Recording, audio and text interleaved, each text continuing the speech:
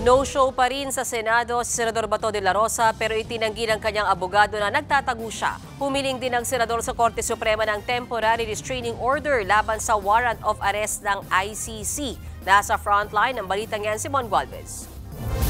Hanggang ngayon, wala pang kumpirmasyon ng Department of Justice kaugnay ng sinasabi ni Ombudsman Boying Remulla na may warrant of arrest ng International Criminal Court laban kay Senator Bato de la Rosa.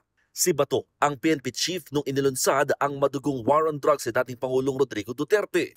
Pero kahit hindi pa nakikita ang mismong papel, nag-high na ng petisyon sa Korte Suprema si De La Rosa para sa pag-i-issue ng temporary restraining order o ng writ of preliminary injunction.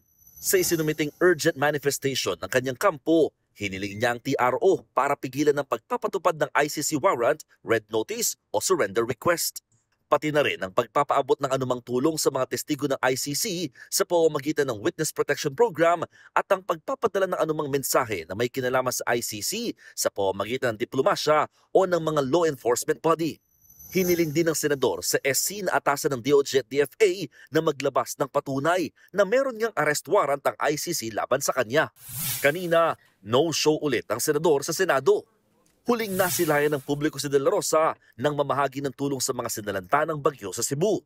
Pero sabi ng kanyang abogado, hindi nagtatago si Bato. No, he's not denying. He just want to secure more facts. The ombudsman himself, who is supposed to be an impeachable officer and also supposed to be the protector of the people, but is now acting like the unofficial spokesperson of the ICC. Pero sakali raw na tuluyang arestoy si De La Rosa, payo ng kanyang abogado, huwag gawing sanctuary ang Senado. I would not advise that.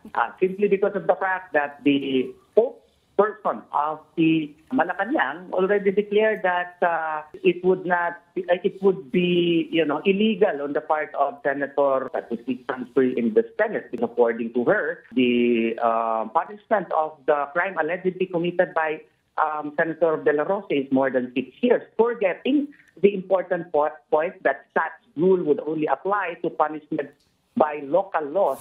Kaninang umaga, may ilang post sa kanyang Facebook account si Senator Bato, kabilang ang larawan kasamang Santo Niño. At ang isang post kasama naman ang kanyang spiritual advisor na si Father Shano Ubod ng Compostela Parish Church sa Cebu. Anya, kailangan daw niya ng gabay. Nagbabalita mula sa Frontline, Mon Gualvez, News 5. Mga kapatid, Mean Los Baños po, huwag magpahuli sa mga balita at impormasyong dapat ninyong malaman. Para sa mas malawak na balitaan at diskusyon, mag-follow at mag-subscribe na sa social media pages ng News 5.